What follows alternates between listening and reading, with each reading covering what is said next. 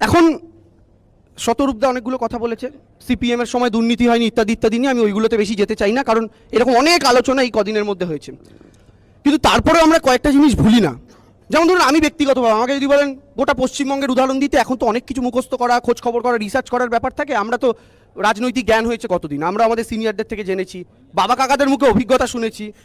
শতরূপদা যেমন 36 বছর বয়সের কোচি নেতা, ছোট নেতা আর কি। আমার আবার ধরুন 27-28 বছর বয়স হচ্ছে, বেশি নয়, শতরূপদা ছোট, আমিও ছোট, তাও 8-10 বছরের ডিফারেন্স।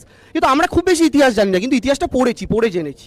এবং পড়ে জেনে এবং বাস্তব দেখে যেইটুকু বুঝতে পেরেছি, একজন মানুষের ক্ষেত্রে ক্যাপিটাল পানিশমেন্ট যদি হয় ফাঁসি, তাহলে একটা রাজনৈতিক দলের ক্ষেত্রে ক্যাপিটাল পানিশমেন্ট হচ্ছে শূন্য হয়ে যায়, পলিটিক্যাল ক্যাপিটাল পানিশমেন্ট। এবং বাংলার মানুষ একটা রাজনৈতিক দল যার নাম সিপিএম, তাকে এ রাজ্যের মাটিতে সবচেয়ে বড় ক্যাপিটাল পানিশমেন্টটা দিয়ে শূন্য করে দিয়েছেন। এখন শূন্য তো বাংলার মানুষ এমনি এমনি মুখ দেখে করে না।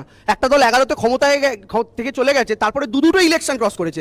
11-এ 7টা আসন ছিল, 16তে কমে 29 হলো, 29 থেকে 21-এ 0 হয়ে গেল। লোকে তো বাড়ে, বিরোধী দল তো ওপরের দিকে যায়। এদের গ্রাফ ক্ষমতা থেকে গেছে, তখন থেকে আরো নিচের দিকে নামছে। কেন? কারণ অহংকার। আমরা কিচ্ছু করিনি। যতবার এরা বলে আমাদের সময় আমরা দুর্নীতি করিনি, ততবার টিভির সামনে বসে সাধারণ মানুষগুলো ভাবে, হ্যাঁ রে আমরা বোকা, তোদের এমনি এমনি সরিয়েছিলাম।